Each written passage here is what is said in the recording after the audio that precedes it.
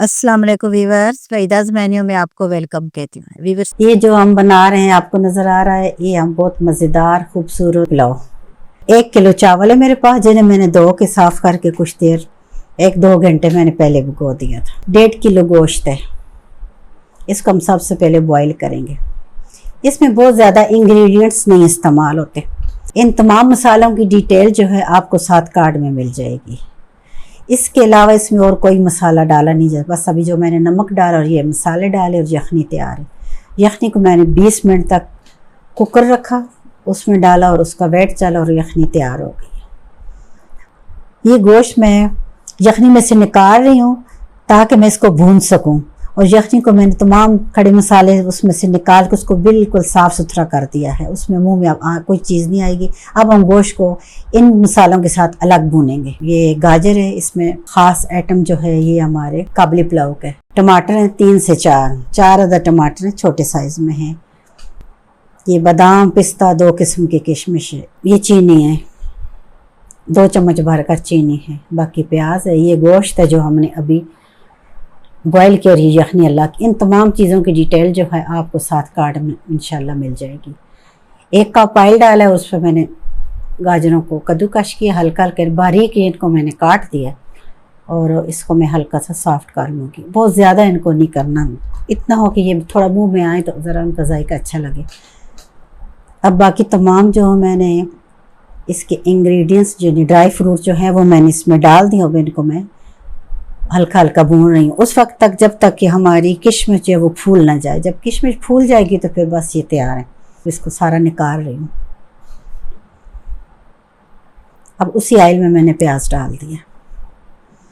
प्याज का कलर हम ज़्यादा डार्क नहीं करेंगे, क्योंकि काबली पुलाव जो हम आज बना रहे हैं इसका कलर जो है वो गोल्डन सा होता है। प्याज को मैंने गोल्डन किया। आप देख रहे हैं कि प्याज का कलर कैसा है। उसमें मैंने 3 टमाटर जो है वो चॉप करके डाल दिए हैं।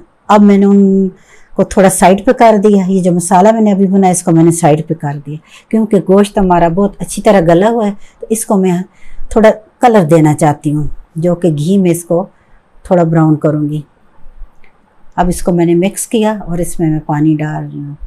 पानी जो है मेरे 1 किलो मेरे चावल हैं वो तकरीबन मेरे 4 कप हैं, और 4 के साथ मैंने 8 कप यखनी डाली है जो इसी में से निकाली हुई थी, उसको मैंने डाला, और अब उसमें मैंने चावल डाल दिए हैं। चावलों को अच्छी तरह पानी निकाल के मैंने डाल दिया है। तो आप देख रहे हैं कि इसमें मैंने किसी किस्म का बाद में कोई मसाला नहीं डाला। जो भी मैंने इसमें गरम मसाले डाले हैं वो मैंने यखनी में ही डाले, बस इससे ज़्यादा नहीं। और ड्राई फ्रूट्स को मैंने भूना था, आपके सामने फ्राई किया था। अब उसको मैं डाल रही हूँ, और साथ ही मैंने 2 चम्मच चीनी जो रखी थी आपको दिखाई थी वो डाल दिए। आध इसमें से मैंने इसलिए निकाले कि मैं उनको डिश आउट जब करूँगी तो ऊपर डाल दूँगी। अब मैंने इनको 10 मिनट दम दिया है। दम देने के बाद मैंने दम खोलने के बाद भी इनको मज़ीद 5 मिनट रेस्ट दिया है। उसके बाद मैं इन्हें हिला रही हूँ कि आप उसमें जुड़े ना। आप देख सकते हैं कि मेरे चावलों का कलर कितना खूबसूरत है, और एक एक चावल अलग अलग है। काबली पुलाव के लिए हमें अपने चावलों को बिल्कुल ऐसे दाना दाना नज़र आए और ख़ूबसूरत, और कलर उनका गोल्डन है, इससे ज़्यादा नहीं। ये देखिए मैं इसे डिश आउट किया और आपके सामने रख रही हूँ कि ये कितना खूबसूरत है और कितना मज़ेदार है। मुझे उम्मीद है कि आपको ये पुलाव बहुत पसंद आएगा। आप लोग इसे बनाएं, मेरे साथ शेयर करें और मुझे ज़रूर बताएं, क्योंकि ये एक नई डिश है। आप लोग इसको ट्राई करें, बहुत मज़ा आएगा खाने में भी और बनाने में भी।